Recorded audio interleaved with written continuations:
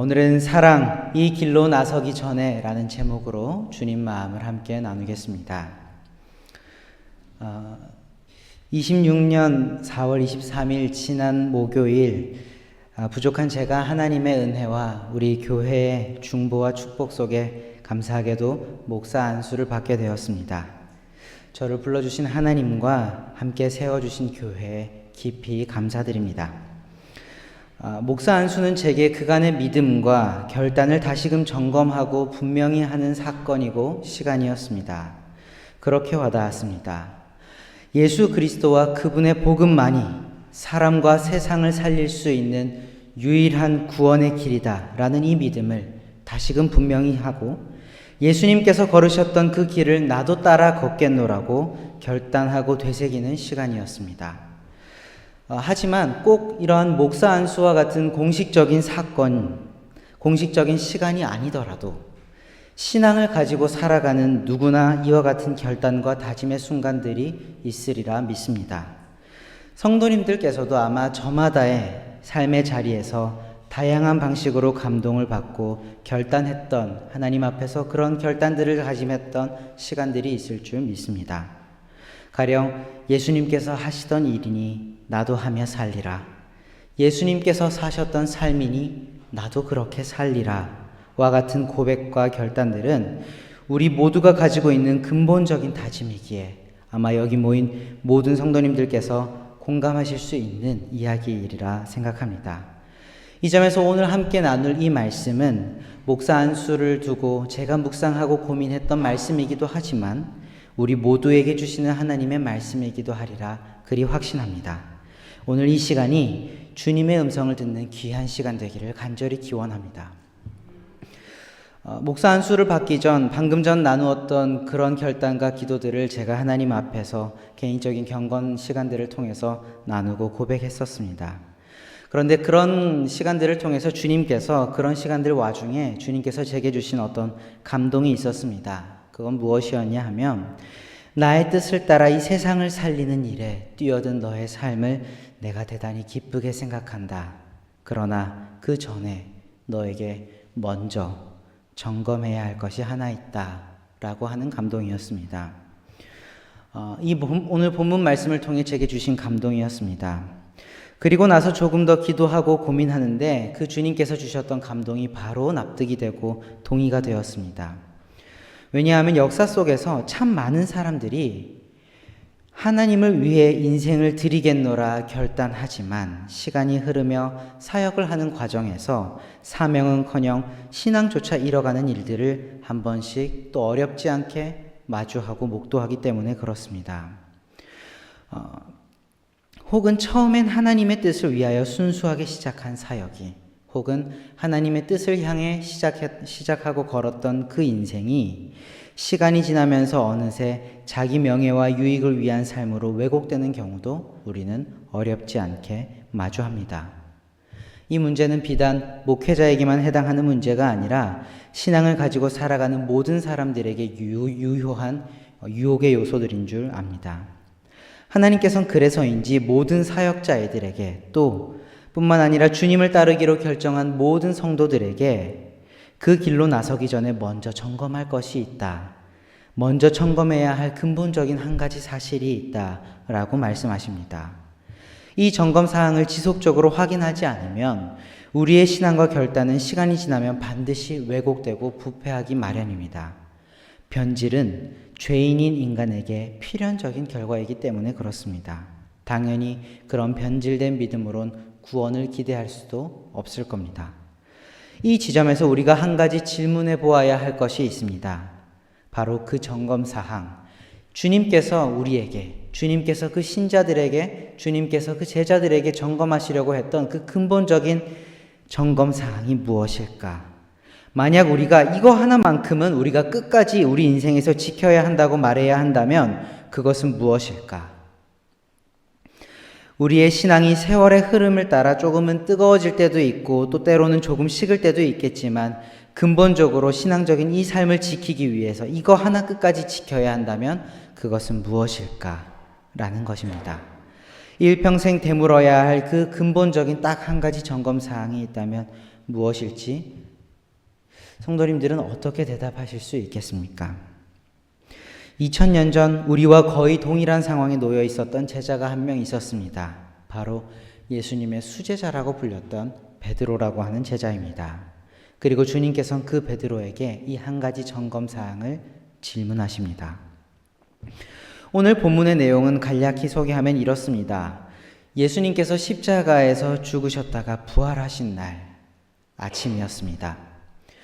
그날 아침 부활하신 예수님께서는 제자들을 찾아가셨습니다.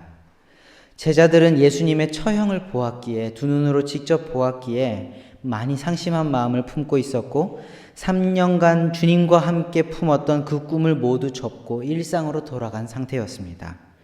다시 물고기를 잡으며 어부로서의 삶을 살아가고 있었습니다. 그런 디베랴 호수의 상황이었습니다. 분위기는 그리 밝지 않았습니다. 베드로는 특히 더 그랬을 겁니다. 마음이 무거웠을 겁니다.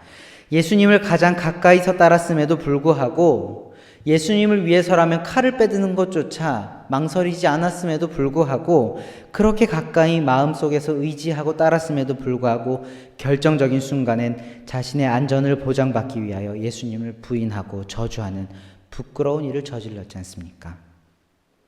분위기는 그리 밝지 않았을 겁니다. 사람은 본래 모순을 견디지 못합니다. 자기 안에 일어나고 있는 이 마음과 내 어떤 행동의 괴리들, 말하자면 주님을 사랑한다고 고백했던 내 마음과 그럼에도 불구하고 주님을 배신한 자신의 행동 사이의 모순을 베드로는 대단히 견디기 어려웠을 것이고 그 마음이 굉장히 복잡하고 힘들었을 겁니다. 그런데 예수님께서는 이렇게도 혼란스러워하는 베드로를 구태여 찾아오십니다. 그리고 주님께서 오셔서 한 일은 다름 아닌 베드로의 마음속에 포기한 하나님 나라의 꿈을 다시 꾸게 만들어주는 것이었습니다. 오늘 본문을 보면 예수님께서는 베드로에게 오셔서 내 양을 이제는 내가 먹여라. 내 양을 이제는 네가 돌보아라. 내 양을 이제는 네가 먹여라. 라고 반복적으로 말씀해주고 계십니다. 아마 이 말씀은 이런 의미였을 겁니다.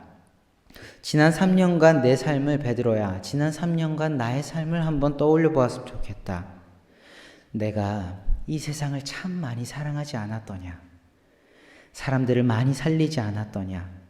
그 일을 이제는 내가 돌보았던 내 양을 이제는 네가 좀 돌보고 그 일을 이제는 네가 좀 해주었으면 좋겠다. 내가 아버지께로 돌아갈 때가 되었다. 그러니 내 사랑하는 이 양들을, 내 사랑하는 이 세상을 이제 내가 이어서 사랑하고 돌보아 주었으면 좋겠다. 그런 말씀이 아니었을까 그리 묵상해 봅니다. 말하자면 지금 다시금 하나님 나라를 세우는 일을 베드로에게 다시금 시작해라고 독려하고 힘주고 계신 겁니다. 이는 예수님의 사역이 베드로에게 승계되는 순간이었습니다. 마치 일상에 젖은 우리에게 하나님께서 다양한 방법으로, 저마다의 방법으로 우리 마음 가운데 찾아오셔서 우리 마음 가운데 주님 위하여 다시 살겠노라, 주님 하시던 일을 내가 하겠노라, 그리 감동을 회복시켜 주시고 선물해 주시는 그런 우리의 상황과도 닮아 있는 상황입니다. 그런데 이것이 오늘 본문의 내용일진데, 오늘 본문 속에서 우리가 특별히 좀 주목하고 싶은 점은 이 지점입니다. 예수님께서 당시 이 일을, 주님의 이 일을 베드로에게 승계하시면서 무언가 한 가지를 계속해서 반복적으로 점검하고 계셨다라는 사실입니다. 우리도 중요한 일을 누군가에게 맡길 때, 혹은 함께 일해야 할 사람을 정할 때, 뽑을 때 면접을 보기도 하고 이것저것 물어보기도 합니다. 우리와 함께 할 수 있는 사람인지, 내가 맡길 이 일을 충분히 감당할 역량을 갖춘 사람인지 우리는 신중하고 충분하게 점검합니다. 그날 베드로는 어쩌면 주님의 사역을 이어받기 위한 일종의 주님의 면접을 보고 있었던 걸지도 모릅니다. 그런데 중요한 순간에, 이 중요한 순간에 주님께서 3년간 공들여 쌓으신 이 사역을 계승하는 이 중요한 순간에 주님께서 확인하신 내용이, 주님께서 점검하신 그 내용이 우리로서는 다소 의아하더라는 겁니다. 우리라면 많은 사람을 이끌고 다니며 교회를 세우고 복음을 전하려면 이것저것을 점검했을 겁니다. 가령 대중을 통솔할 수 있는 리더십이 있는지, 혹은 대중에게 감동을 줄 수 있는 수려한 언변이 있는지 정도는 확인했어야 했을 겁니다. 또 하다못해 이 많은 사람들을 구제하고 섬기는 사역을 감당하기 위해서 충분한 재력은 좀 소유하고 있는지, 하다못해 그게 없다면 그런 재정들을 이렇게 충당할 수 있는 충분한 인맥을 가지고 있는지 정도는 최소한 확인했어야 했습니다. 하지만 이건 지극히 우리의 생각이고 인간적인 생각이죠. 전능하신 주님께서는 그런 걸 묻지 않으셨습니다. 예수님께서 베드로를 찾아와 확인하신 것은 다름 아닌 내가 나를 사랑하느냐 라고 하는 이 한 가지 사실 뿐이었습니다. 주님은 베드로의 그 진정성 있는 마음 한 가지만 물으셨습니다. 네가 정말로 나를 이 사람들보다 사랑하느냐? 네가 정말로 다른 많은 일들보다 나를 사랑하느냐? 이거 한 가지를 물으셨습니다. 주님께서 이걸 최우선으로 점검하신 이유가 있으셨으리라 믿습니다. 주님께서는 이미 알고 계셨던 겁니다. 하나님을 사랑하는 마음 없이 행하는 선행과 봉사가 우리 구원의 여정에 얼마나 위태롭고 위험한 것인지 주님은 알고 계셨던 겁니다. 본질을 잃어버린 신앙생활이 얼마나 위태롭고 위험한 것인지 주님은 알고 계셨습니다. 아무리 처음엔 순수한 의도로 시작한 좋은 일이라 할지라도 반복되고 쌓이다 보면 보상을 바라는 것이 우리 인간의 마음입니다. 가령 그런 것이죠. 처음엔 순수한 마음으로, 좋은 마음으로 커피 한 잔, 식사 한 끼 대접합니다. 호의를 베풉니다. 그러나 이걸 반복하다 보면 어느새 이쯤 되면 자기도 한번 사야 하는 거 아닌가? 라는 마음이 슬금슬금 올라오는 것이 우리 인간의 연약함이고 또 자연스러운 마음의 순서입니다. 대가나 보상을 바라는 것이 우리 인간에게는 참 안타깝지만 자연스러운 마음입니다. 또 처음엔 순수하고 좋은 마음으로 업무상 도움을 주기도 하고 호의를 베풀기도 했을 겁니다. 그러나 이것이 반복되면 어느새 이 정도 도와줬는데 다음 내 부탁 정도는 거절하지 않겠지, 혹은 날 보면 깍듯하거나 반듯하게 인사 정도는 하겠지, 반갑게 찾아와서 먼저 인사 정도는 내밀겠지 라는 무의식적 바람이 올라오는 것이 우리의 마음입니다. 대우를 바라게 된다라는 것이죠. 이처럼 인간의 마음은 본능적으로 희생이 아닌 거래를 하려고 합니다. 인간의 마음은 본능적으로 희생이 아니라 거래를 하려고 합니다. 좋고 순수한 마음으로 시작했다가도 어느샌가 바라는 마음이 불쑥불쑥 올라오고 기대한 피드백이 없으면 서운해하기까지 하는 것이 우리의 마음입니다. 사랑하려고 시작했는데 사람을 미워하고 있는 자신을 보게 됩니다. 그러다 보면 생명을 살리려고 시작했던 어떤 일조차도, 사역이라고 명명하고 시작했던 어떤 일조차도 나도 모르는 사이 그 영혼을 갉아먹고 억압하는 일로 전락하는 경우가 우리는 종종 마주하게 됩니다. 하나님을 사랑하는 마음 없이 그저 교양 있는 사람이 되고자 혹은 관성에 의해서 타성에 젖어서 베푸는 그 선행을 베푸는 일은 자칫 위태롭고 잠재적으로 위험한 일이 될 수 있다라는 이야기입니다. 모두 타락한 인간의 본성이고 죄성이고 우리가 회개함으로 십자가에 못 박아야 할 모습일 것입니다. 한 번쯤 이런 경험들이 있을 줄 압니다. 반복되는 친절과 기대에 미치지 못하는 피드백 사이에서 상심했던 경험들이 한 번쯤은 우리 일생 가운데 스쳐 지나가게라도 있었을 줄 압니다. 부부 사이에, 연인 사이에, 혹은 친구 사이에, 부모 자식 사이에 다양한 관계에서 어렵지 않게 경험될 수 있는 일입니다. 그러나 오늘 예수님께서는 우리가 베푸는 모든 선행과 호의, 그리고 신앙생활의 동기가 무엇이어야 하는지를 분명하게 가르쳐 주시고 어쩌면 선을 그어주고 계십니다. 우리의 그 모든 행동의 동기는 결코 대가를 바라는 마음이어서는 안 됩니다. 오직 하나님을 사랑하는 마음에 기인해야 합니다. 우리가 이 진리를 마음에 새겼으면 합니다. 하나님을 너무 사랑하기에 하나님께서 원하시는 것을 하겠노라 라는 마음이어야 합니다. 그러면 내게 좋은 대우나 대가가 돌아오지 않더라도 실망할 일이 없습니다. 오히려 이렇게 생각할 수 있을 겁니다. 나는 뭘 바라고 한 게 아니야. 그냥 하나님께서 기쁘시길 바라고 한 일이야. 당신이 몰라줘도 괜찮아. 하나님은 기억하실 테니. 그리고 마지막 날에 이렇게 쌓여진 내 삶을 하나님께선 보시기에 좋았더라라고 평가해 주실 거야. 그것이면 좋게.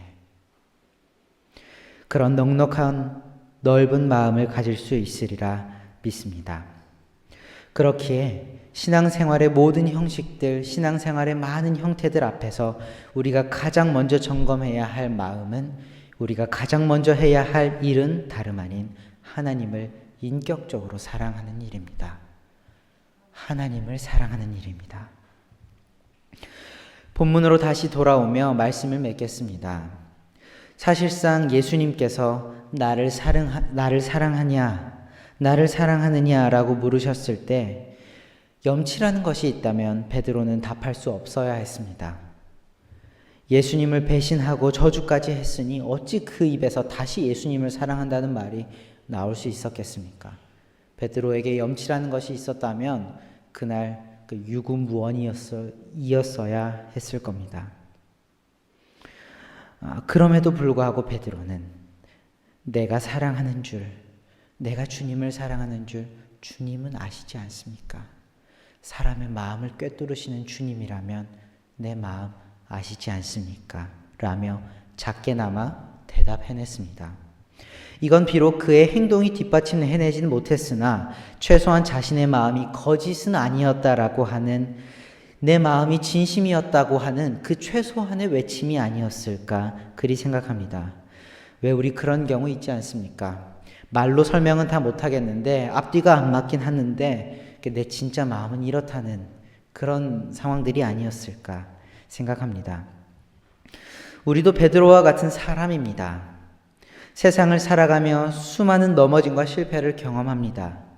주님을 사랑하노라고 말하면서도 일상 속에서 작은 희생조차 꺼려지고 어쩌다 베푼 희생은 꼭 보상받고 싶은 것이 우리의 마음입니다. 그렇게 자주 우리는 주님의 가르침을 외면하고 주님의 삶과는 다른 길로 걸을 때가 많습니다. 그렇게 실패와 넘어짐을 자주 경험할 겁니다. 하지만 주님께서는 그런 나를 다시 찾아와 주셔서 그럼에도 불구하고, 네 실패에도 불구하고, 너의 반복되는 실패에도 불구하고 여전히 나를 사랑하느냐? 라고 물으시며 다시 시작할 기회를 주시는 분이십니다. 주님 그런 분이십니다. 그리고 내 주님, 그럼에도 저는 주님을 사랑합니다 라고 고백하고 회개하는 우리에게 다시 한번, 그러면 내 양들을 좀 다시 한번 맡아주지 않겠니? 라며 주님의 일을 다시금 맡겨주시는 분이십니다. 우리의 염치 없는 고백도 의심 없이 진정성 있는 고백이라 믿어주시는 그 주님은 그런 고마운 분이십니다. 하나님께서는 지나간 실패를 기억하시는 분이 아니라 앞으로 우리가 어떻게 나아갈지에 대한 우리의 마음과 동기와 결단을 주목해 주시는 분이십니다. 실로 하나님은 우리 중심을 보시는 분이십니다. 그러니 지나간 실패에 너무 연연하지 마시고 반복된 실패에 너무 마음 쓰지 마시고 날마다 새롭게 하나님을 사랑한다 고백하고 이 마음을 동력 삼아, 이 믿음을 동력 삼아 삶을 살아내는 우리 원일의 성도님들 되시기를 간절히 축복합니다. 그렇게 우리의 신앙생활이 날마다 새롭게 시작되고 겹겹이 선하게 쌓여갈 것을 믿습니다. 하나님을 사랑하는 고백 하나만 이 일평생 확실히 지켜낼 수 있다면 다른 문제들은 우리 신앙생활에 비교적 사소한 문제일 것입니다. 하나님께서 그리 만들어 주실 것이라 믿습니다. 그러니 이 믿음으로 주님 다시 오실 그날까지 흔들리지 않고 주님 따르는 우리 원일 성도님들 되시길 간절히 축복하고 기원합니다. 기도하겠습니다. 하나님 아버지, 우리는 하나님의 사랑이 세상을 살린다는 이 진리와 복음을 믿습니다. 이 삶을 살아내고 지속하는 것이 바로 신앙이고 이 신앙을 통해 곧 믿음을 통해 우리는 영원한 천국과 이 땅에서의 구원을 맛보게 됨을 믿습니다. 그러나 이 삶을 살아내고 지속하기 위해선 반드시 하나님을 사랑하는 이 마음이 있어야 함을 가르쳐 주심에 또한 깊이 감사드립니다. 우리가 비록 많이 실패하고 반복해서 넘어질지라도 하나님을 사랑한다는 이 고백, 이 마음 하나만큼은 놓치지 않고 끝까지 지키며 살아가게 하여 주시옵소서. 우리의 마음을 모아 고백합니다. 하나님 사랑합니다. 우리를 사랑하신 우리 주 예수 그리스도의 이름으로 간절히 기도합니다. 우리 주 예수 그리스도의 은혜와 하나님 아버지의 조건 없는 사랑과 성령 하나님의 인도하심과 보호하심이 이곳에 모여 함께 예배하며 주를 사랑하는 이 마음만큼은 그 무엇과도 바꾸지 않으리라 지키리라 결단하고 돌아가는 모든 주의 자녀들과 그에 속한 가정과 일터 위에 주의 몸된 원일교회와 한국교회 위에 지금부터 영원토록 함께 하시길 간절히 축원하옵나이다. 아멘.